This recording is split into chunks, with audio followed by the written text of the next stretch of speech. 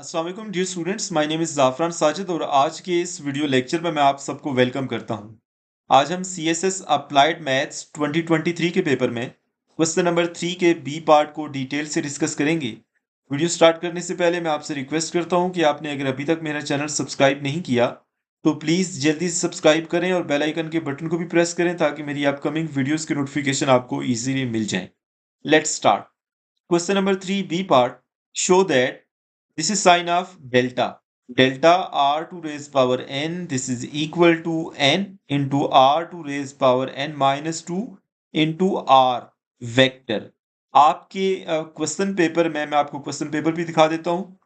ये आपके पास जो सीएसएस का 2023 का पेपर था, ये यहाँ पे आप देख सकते हैं जो क्वेश्चन नंबर 3 और इसका ये जो बी पार्ट है स्टूडेंट, इसमें यहाँ पे सिंपल आर लिखा हुआ है जो कि मैग्नीट्यूड को रिप्रेजेंट कर रहे हैं, जो कि गलत है। यहाँ पे टाइपिंग मिस्टेक हो सकती है। अगर आप प्रोफेसर डॉक्टर नवाजिश अली शाह की बुक जो वेक्टर एंड टेंसर एनालिसिस है, उसको ओपन करें और उसमें जो ग्रेडियंट वाला टॉपिक है स्टूडेंट, चैप्टर 4 आई गेस, उसका जो थ्योरम 4.2 है, इस 4.2 थ्योरम के अंदर बेसिकली 4 थ्योरम्स हैं। तो पहला थ्योरम जो है वो हमने अपने लास्ट वाले लेक्चर में डिस्कस किया था और मैंने वीडियो भी अपलोड की है। और ये दूसरा थ्योरम है जो कि 2023 के पेपर में आया है। मैं आपको बताता चलूँ, जो पहला थ्योरम था वो 2021 के पेपर में आया हुआ था। तो ये टॉपिक इंपॉर्टेंट है स्टूडेंट। ये जो थ्योरम्स है ग्रेडियंट से रिलेटेड या डाइवर्जेंस से रिलेटेड या कर्ल से रिलेटेड, ये आपने लाजमी करने हैं। ओके, अब जरा हम स्टार्ट कर लेते हैं अपने क्वेश्चन का सोल्यूशन। ये 6 नंबर का क्वेश्चन है स्टूडेंट, छोटा सा क्वेश्चन है, इतना मुश्किल नहीं है। स्टार्ट कर लेते हैं। सबसे पहले तो स्टूडेंट आपको ग्रेडियंट का पता होना चाहिए। देखिए आपके पास ग्रेडियंट के टॉपिक के अंदर ये जो डेल्टा है ना, डेल्टा किसके इक्वल होता है? चलिए मैं इधर साइड पे लिखता हूँ।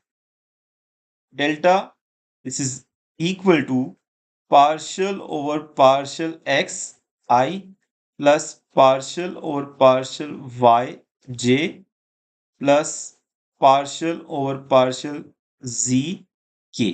ओके, लेट सपोज हमारे पास फाइ जो है ना वो एक स्केलर पॉइंट फंक्शन है।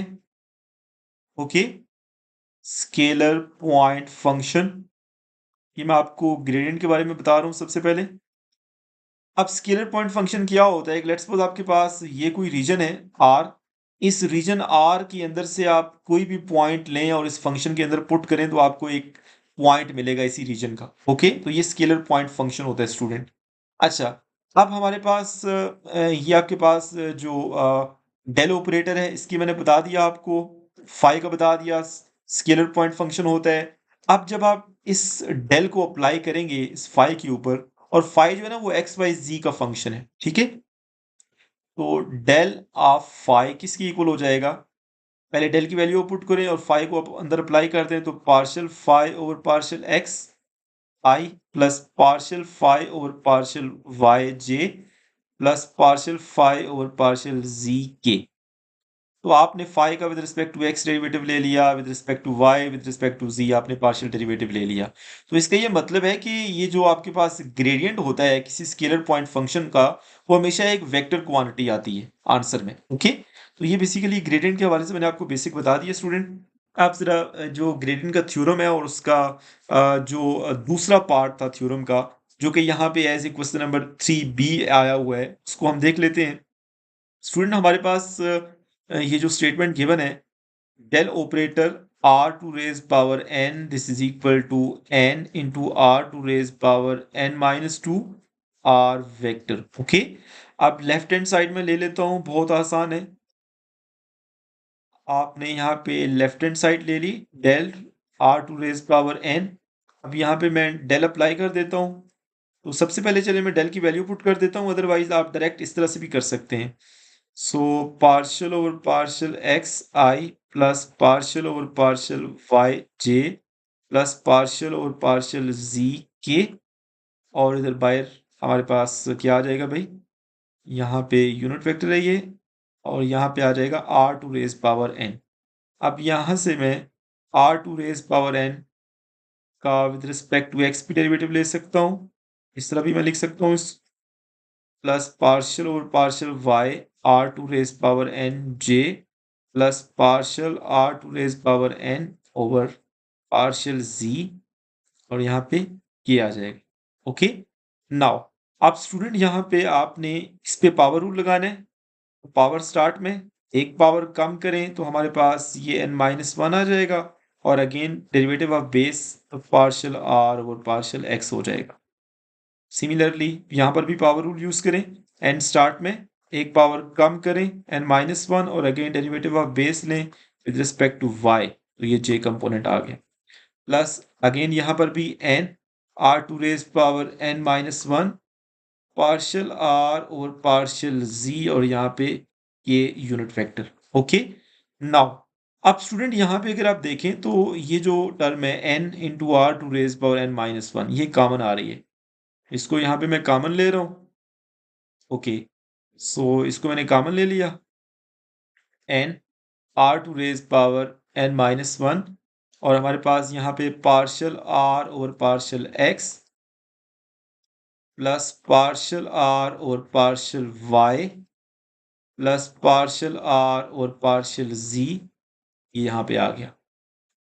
अब स्टूडेंट हमारे पास ओके, अब r क्या है, हम लेट कर लेते हैं कि हमारे पास ये जो r वेक्टर है ना, this is equal to x I plus Y J plus ji k.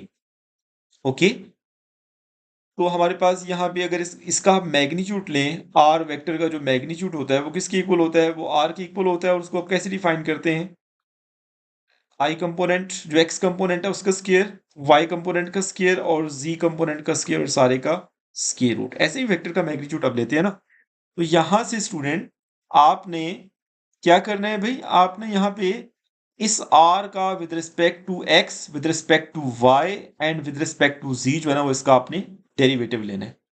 तो इससे पहले वाला जो मैंने पार्ट सॉल्व किया था 2021 के पेपर का स्टूडेंट, उसमें भी मैंने इसको ऐसे ही लेके चला था मैं। तो यहाँ से मैं पार्शियल r और पार्शियल x फाइंड करता हूँ, इस पे अगर आप पावर रूल यूज करें तो हमारे पास स्टूडेंट x ओवर r आएगा। अब कैसे आएगा मैं बता देता हूँ, चले यहाँ पे देखें, पार्शियल आर और पार्शियल एक्स, इस पे अगर आप पावर रूल यूज करें तो 1/2 स्टार्ट में आ जाएगा, एक पावर कम करेंगे तो हमारे पास x का स्क्वायर प्लस y का स्क्वायर प्लस z का स्क्वायर, इसकी एक पावर कम कर दें, 1/2 -1 करेंगे तो -1/2 आएगा। अगेन डेरिवेटिव ऑफ बेस, और उसका आपने with respect to x derivative लेना है, तो सिंपल 2x आएगा, ये y और z वाली टर्म खत्म हो जाएगी, ये 2 से कैंसिल। अब यहाँ पे स्टूडेंट हमारे पास x डिवाइडेड बाय एक्स का स्क्वायर प्लस वाई का स्क्वायर प्लस जी का स्क्वायर, और 1/2 पावर पॉजिटिव हो जाएगी, और उसको मैं कुछ इस तरह से भी लिख सकता हूँ, और ये जो डिनोमिनेटर है स्टूडेंट ये आर के इक्वल है। ओके, तो इस तरह से मैंने पार्शियल आर और पार्शियल एक्स कैसे फाइंड किया मैंने आपको बता दिए।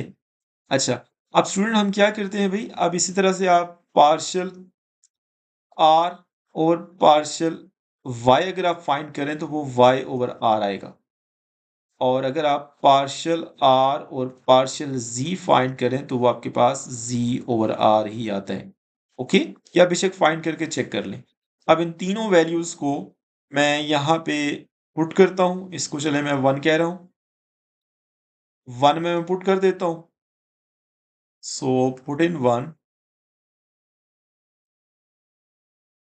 आपके पास स्टूडेंट लेफ्ट साइड पे क्या था, delta R to raise power N था ना भाई, और जो हमने कॉमन ली थी टर्म वो N into are to raise power n-1 था, और बाकी जो वैल्यूज आ रही हैं मैं पुट कर रहा हूँ, X over R I plus Y over R J plus Z over R यहाँ पे के आगे। ओके, अब आप 1/r कॉमन ले लें, तो n into are to raise power n-1 divided by R, और यहाँ पे एक्स आई प्लस वाई जे प्लस जी के, और स्टूडेंट यहाँ पे अगर आप देखें तो यहाँ पे आर की बेसिस सेम है, तो पावर को जब मैं इकट्ठा करता हूँ तो हमारे पास ये कुछ इस तरह से आ जाएगा n r to raise power n-2। Okay, और ये जो सारी टर्म है ये तो r वेक्टर है, और इसकी जगह मैं r वेक्टर पुट कर देता हूँ। लेफ्ट साइड पे क्या था हमारे पास, del operator r to raise power n। तो इस तरह से हमने ये जो gradient of scalar point function से रिलेटेड थ्योरम है उसका हमने प्रूफ कर दिए। आई होप सो स्टूडेंट आपको इसकी अंडरस्टैंडिंग हो गई है। अगर आप लोगों को वीडियो अच्छी लगी है तो प्लीज़ इस वीडियो को लाइक करें, अपना फीडबैक भी दें। अगर आपसे कोई क्वेश्चन नहीं हो रहा पास्ट पेपर्स में से तो आप कमेंट बॉक्स में हमें बता सकते हैं, हम उसका सोल्यूशन जो है ना वो प्रायोरिटी बेसिस पे भी कर देंगे। Thank you so much.